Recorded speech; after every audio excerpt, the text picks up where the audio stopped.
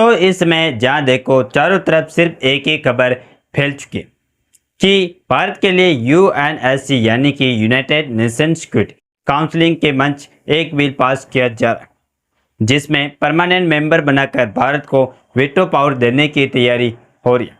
और यही नहीं बल्कि दावा तो यह भी किया जा रहा है कि करीब करीब 143 देश का समर्थन भारत को वीटो पावर दिलाने में मिल रहा है, जिससे भारत का अब 70 साल का इंतजार खत्म हो चुका है और भारत के हाथों में वीटो की कमान आ चुकी है।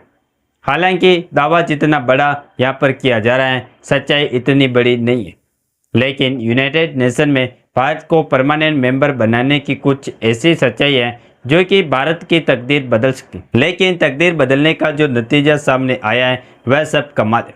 भारत के विदेश मंत्री एस जयशंकर द्वारा दी गई यूनाइटेड नेशन को धमकी। जी हाँ, आपको जानकर हैरानी होगी कि लेकिन यह सच्चाई है कि भारत विदेश मंत्री एस जयशंकर यूनाइटेड नेशन में भारत की परमानेंट सीट फिक्स करने को लेकर इतने ज़्यादा एक्टिव हो चुके हैं कि अभी भी यूनाइटेड नेशन को भारत द्वारा धमकियाँ जारी है।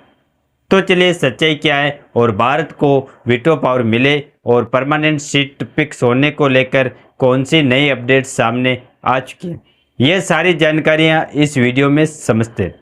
नमस्कार दोस्तों, मैं राधेश्याम और आप देख रहे हैं KSR न्यूज़ 24। देखिए दोस्तों, यूएनएससी यानी कि यूनाइटेड नेशन सिक्योरिटी काउंसिलिंग, जैसा कि इसके नाम से ही स्पष्ट है कि यह संयुक्त राष्ट्र की सुरक्षा परिषद है। यह परिषद दुनिया में शांति और सुरक्षा बनाए रखने के लिए जिम्मेदार सबसे महत्वपूर्ण संस्था मानी जाती है। दुनिया में कोई बड़ा संघर्ष, युद्ध या विवाद हो तो अंत में इसके सामने ही मामला आता है। और यहाँ सबसे खास बात यह है कि इस परिषद में 5 स्थायी सदस्य देश होते हैं: अमेरिका, रूस, चीन, ब्रिटेन और फ्रांस। इन 5 देशों को कहता है वीटो पावर वाले देश। मतलब अगर ये पांचों में से कोई भी सदस्य किसी प्रस्ताव के खिलाफ वोट करता है तो वह प्रस्ताव पास नहीं हो सकता। यानी दोस्तों, इस परिषद में शक्ति का असली खेल यही से शुरू होता है। भारत जैसे उभरते देशों के लिए यूएनएससी में स्थायी सदस्यता पाना सिर्फ सम्मान की बात नहीं, बल्कि विश्व राजनीति में अपनी स्थिति मजबूत करने का सुनहरा मौका है। और यही कारण है कि भारत सालों से इसके लिए मजबूत दावेदारी पेश कर रहा है और दुनिया के कई बड़े निर्णयों में अपनी भूमिका बढ़ाने की तैयारी में। ऐसा इसीलिए क्योंकि आज भारत के पास जो ताकत आ चुकी है और जिस तरीके से भारत दुनिया की सबसे बड़ी जनसंख्या और सबसे तेजी से उभरती इकोनॉमिक वाला देश है, भारत के बिना राय के अगर कोई फैसला लिया जाता है तो भारत के लिए काफ़ी ज़्यादा नुकसानदायक हो सकता है। और ऐसा कई बार हुआ भी है। लेकिन यहाँ पर मेन मुद्दा है कि यूनाइटेड नेशन सिक्योरिटी काउंसिलिंग का गठन साल 1945 में किया गया था, जब भारत गुलाम था। लेकिन उस समय भी 5 परमानेंट मेंबर और जो नियम पहले था वही नियम आज भी है। सारा कुछ बदल गया, लेकिन यूनाइटेड नेशन सिक्योरिटी काउंसिलिंग उसी पुराने डरे पर चला रहा है, जिससे देखने को ये मिल रहा है कि ना तो यूनाइटेड नेशन सिक्योरिटी काउंसिलिंग कोई बड़ा युद्ध शांत कर पा रहा है और ना ही किसी बड़े वैश्विक तनाव में अपने पुराने नियमों के चलते डिसीजन ले पा रहा है। इसीलिए भारत चाहता है कि जब यूनाइटेड नेशन सिक्योरिटी काउंसिलिंग पूरी तरह से नाकाम हो तो इसमें बड़ा बदलाव किया जाए और भारत जैसे देशों को इसका परमानेंट मेंबर बनाकर वीटो पावर दिया जाए, ताकि कोई भी ऐसा डिसीजन ना हो जो कि भारत के खिलाफ चला जाए। और हाल ही में जब यूनाइटेड नेशन की तकड़ी मीटिंग हुई तो एस जयशंकर ने यूनाइटेड नेशन को जमकर खड़ी खोटी सुनाई।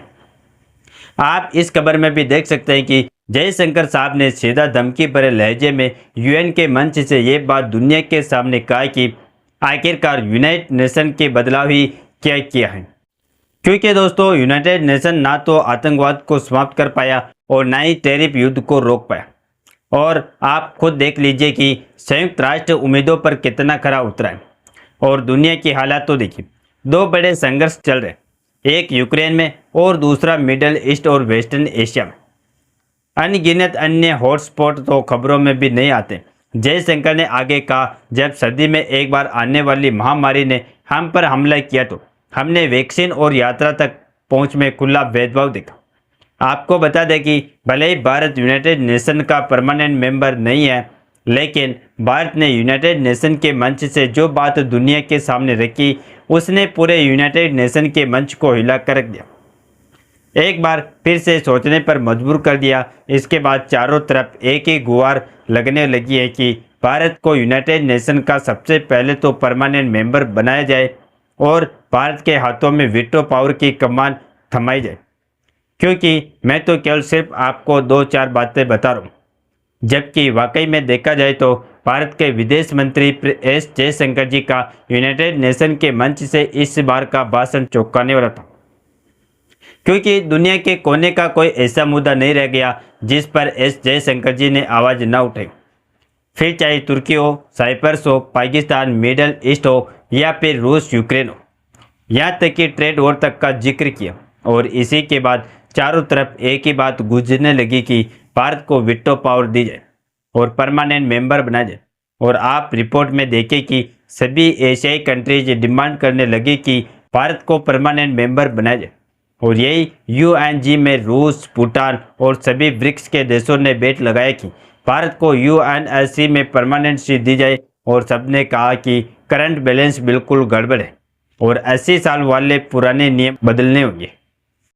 लेकिन दोस्तों, मैं आपको एक बात क्लियर कर दूं कि अगर ये दावा किया जाए कि भारत को वीटो पावर मिल चुकी है तो ये बात ऑफिशियली रिलीज नहीं हुई और अभी फिलहाल में इसको लेकर केवल बात ही आगे बढ़ाई जा रही है और अलग अलग देश का सपोर्ट दिख रहा है, लेकिन क्लियर डिसीजन अभी तक देखने को नहीं मिला है।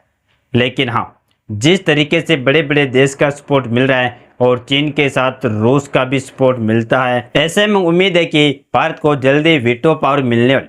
और अगर भारत को परमानेंट मेंबर बनाया नहीं जाता तो यूनाइटेड नेशन को खुद पछताना पड़ेगा, क्योंकि भारत ने संयुक्त राष्ट्र में शांति मिशनों में सबसे ज़्यादा सैनिक भेजे और भारत के बिना यूनाइटेड नेशन का सिक्योरिटी काउंसिलिंग एक पत्थर की दीवार बनकर रह जाएगा। 1950 के दशक से भारत लगातार यूएन पीस कीपिंग मिशंस में हिस्सा ले रहा है। भारत के सैनिक केन्या, लेबनान, कोंगो, दक्षिणी सूडान और मालदीव सहित कई देशों में शांति बनाए रखने में लगे रहे। भारत की शांति सेनाएं बहादुरी और प्रोफेशनलिज्म के लिए जानी जाती।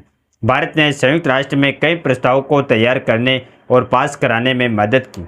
1990 के दशक में भारत ने इराक कुवैत युद्ध के समय अहम भूमिका निभाई। भारत के डिप्लोमेट्स ने साइप्रस, लेबनान और श्रीलंका जैसे विवादों में समाधान निकालने में योगदान दिया। इसके अलावा भारत ने परमाणु हथियार और जैविक या रासायनिक हथियार नियंत्रण के मुद्दों पर सक्रिय भूमिका निभाई। और भारत ने हमेशा कहा कि सुरक्षा परिषद के स्थायी सदस्य देशों के साथ साथ उभरती शक्तियों को भी विश्व सुरक्षा में भागीदारी करनी चाहिए। और जाहिर सी बात है कि भारत ने यूनाइटेड नेशन सिक्योरिटी काउंसिलिंग के लिए जो जो किया है उसे कोई और नहीं कर सकता। इससे भारत को वीटो पावर देना ही पड़ेगा। बाकी आप लोग अपने विचार भी कमेंट बॉक्स में ज़रूर बताएं और इस वीडियो को एक लाइक करके अपने दोस्तों तक शेयर जरूर करें ताकि उन्हें भी जानकारी मिल सके।